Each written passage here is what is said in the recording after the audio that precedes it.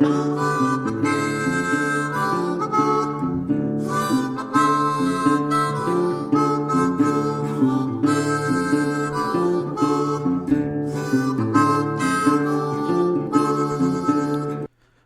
to Q on the Rocks. I'm your host, Robert, and this is part 2 of our special series with Nick's Ride for Friends through the eyes of an addict. I'm once again joined with Bryan. Bryan, welcome back to the show. Robert, thanks for having me, man. Yeah, definitely. So we did our first section of the interview. People are really interested to know what happened. If you're just catching this, just to give you the quick overview, we left off where Bryan was actually in jail for the second time.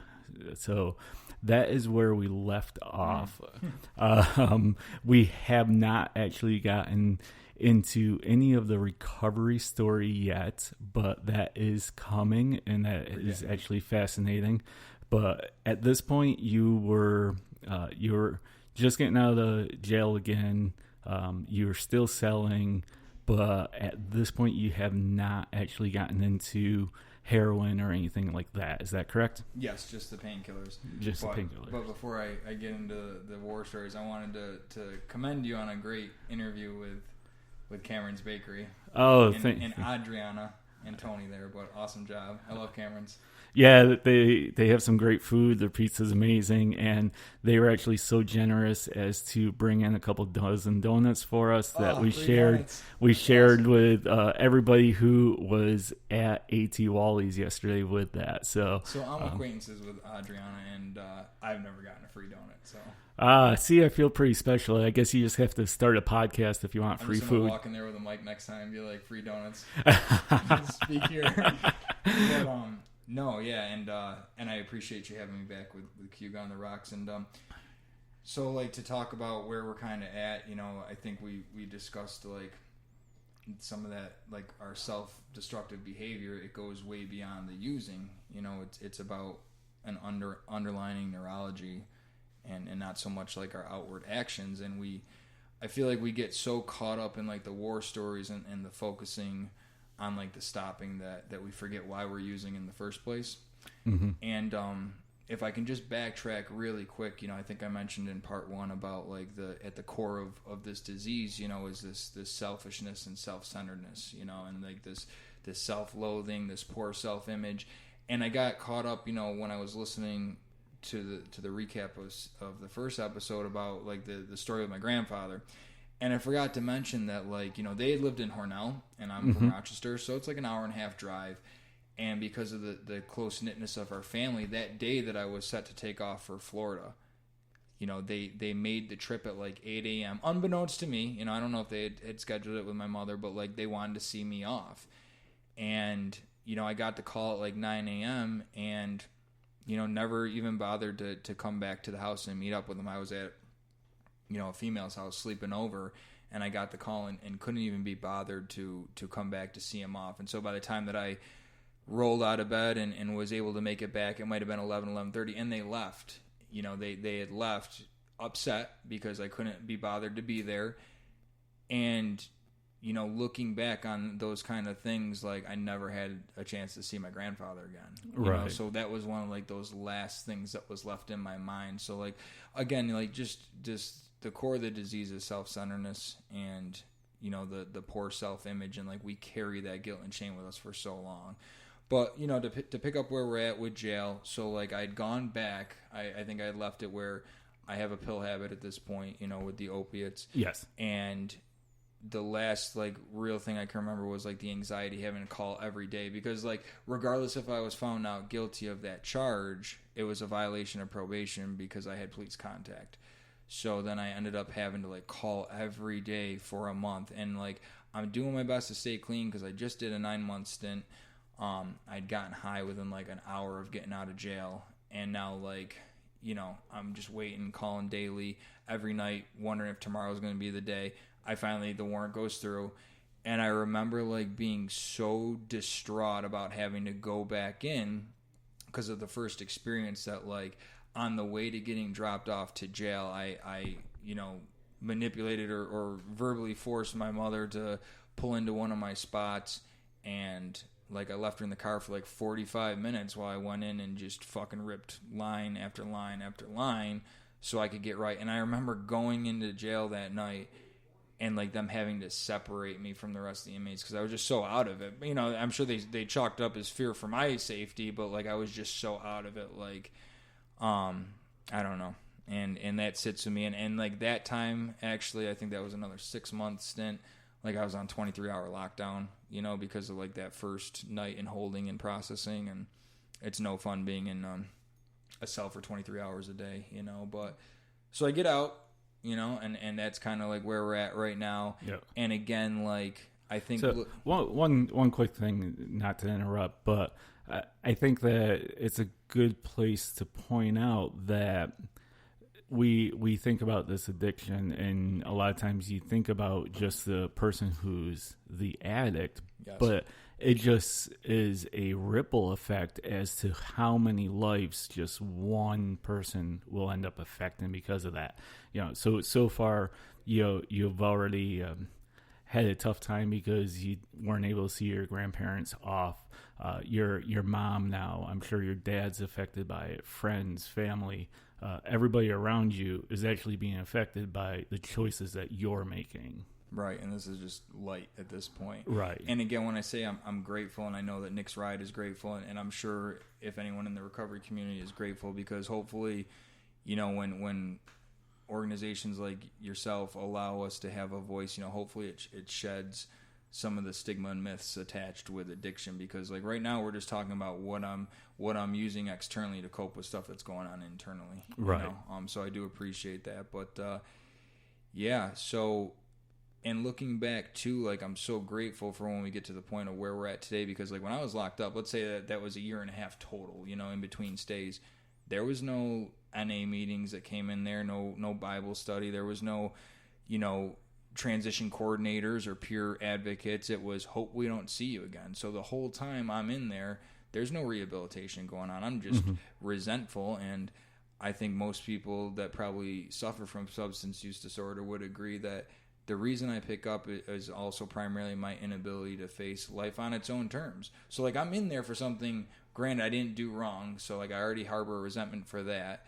And then I got to go back because of something I already did, you know, with the DWI and the probation, but there's police contact for something I didn't do wrong in my mind. I'm only looking at what I didn't do, you know? Like, I'm not looking at the point that my life is probably unmanageable, that I'm breaking the law by selling pills, and how many other lives I'm destroying by selling pills, and the criminal activity that I'm you know, involved in. Right. So, like, there's no accountability. I'm just like, I didn't do it, and now I got to go back to jail. It's funny you say that, because in the first episode here that we were talking about the police coming in, and you're just like, well, I didn't do anything wrong. All I was doing was selling pills. Right. So even in retrospect, when you put yourself in that time frame again, you still didn't see yourself as doing anything wrong. Or like, you know, like the amount of coke that we were selling at one point was like, I don't know, like a pound or 17 ounces, but that's thousands of dollars worth of stuff, you know? Right. And like, again, like no accountability. So like that coupled with the fact that all I got really was, hey, hope we don't see you again.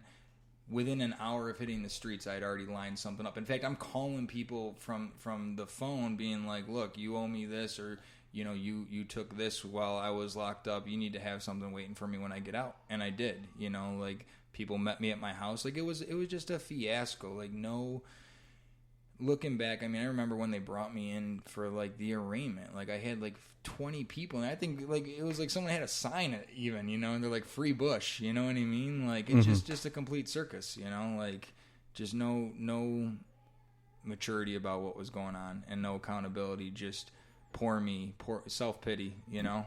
Yeah, gotcha. So I get released, I get high, and the cycle starts all over again. And at this point, you know, like I'm not, I'm still with the girl primarily because she was the one that could clear me, you know, but we had started a relationship, but like the oxys really started picking up at this point. More so where it was like a weekend thing. Now I'm using daily, you know. And I can just remember, like, I was still able, like, and I hate using the word function, but, like, I was able to maintain jobs probably through, like, the ability to manipulate and hide, or people just didn't care maybe. Had an apartment. We moved into this beautiful townhouse out in East Rochester.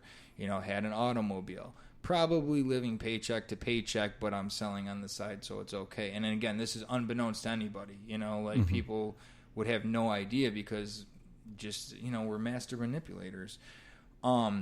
But, man, it started, like, looking back, like, the denial is so thick. Like, I can remember going to her sister's wedding, right? And, like, we were engaged at one point, you know, but we wanted to get a house. You know, the sister stepped in, had met someone. Like, we'd been together 3 or 4 years at that point. You know, like, we're fast-forwarding a little bit here. Like, the sister met someone, and within a month was like, we're getting married. And, like, we had already been planning the wedding, so, like, we had a big family meeting, and they're like, we'll get you guys a house. Let her go and get married, you know? Like, she's the older sister, let her have her way. And, man, I can remember, like, being at the point of, like, dependency now on the pills, the oxys at this point. And, man, at the wedding, like, I ran out. And I'm talking, like, I can't remember where the wedding was, but let's say it was an hour outside of Rochester. Like, setting it up with my guy to, like, drive all the way back in. I had, like, her cousin with me. I'm making up some story why I got to run all the way back to East Rochester, meet this guy, and, like, everybody's calling me, like, where are you? The reception's about to start. The pictures are being done. And, like, not caring, you know? Like, until I get right, I don't care. And, like, looking back, I think people knew, you know? But, like, just, you know, we think we are the best at hiding everything. But, like, who does that? You know what I mean? Like, who runs out, you know, and, like, rearranges a wedding around my needs, you know? Right. So when you talk about the addiction controlling the household and that ripple effect, man, it is, you know, like, the addiction controls the household. Right. You know, like, the addict's the one that's using, but the rest of the family is the one that picks up the pain. Yep. So at this point, you're getting pretty heavy into the pills. You know, I know from our conversation, the timeline, pills started to get harder and harder to get. So there were some laws starting to be enacted and getting hands on that in both legal and because of the legal way of getting them, the illegal way became harder and harder. And were you starting to see that come into play?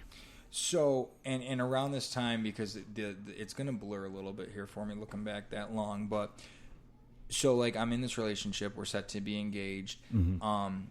At this point, I was becoming more open-minded to the stopping. So when people suggested detox or rehab, I didn't know what they were talking about, but, like, I looked into it. And you have to understand, with my experience with Rochester, things come in waves. So, like, the pills are becoming well known at this point, you know, the Oxycontins particularly. So someone suggested rehab. So, like, I remember going into my very first rehab around this point, but around the same time, a doctor from U of R, I believe, Dr. Wiegand, and several others were vital in developing the iStop program. And what iStop does, it links all EMRs, or, like, electronic medical records, hospital visits, rehabilitations or institution stays, so people can see how many times people or script chasers or doctor shoppers have been through a particular facility looking for a particular prescription. So that, to me, was a crackdown. I'm sure that the government was involved. I didn't really watch the news at that point, but I'm sure people were becoming aware of what was going on, you know, like this pill crisis. So, yes, you know, so at this point it's still just the Oxycontins, but I always made it through treatment fine. Detox, inpatient, you know, always.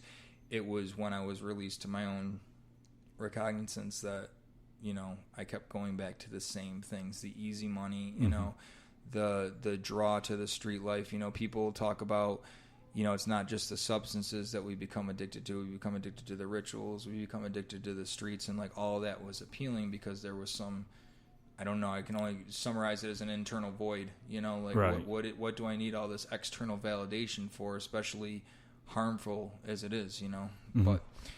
But there's also the idea that it becomes familiar too. So it's easier to go back to something that was familiar than it would be to actually be out on your own and make the changes that you truly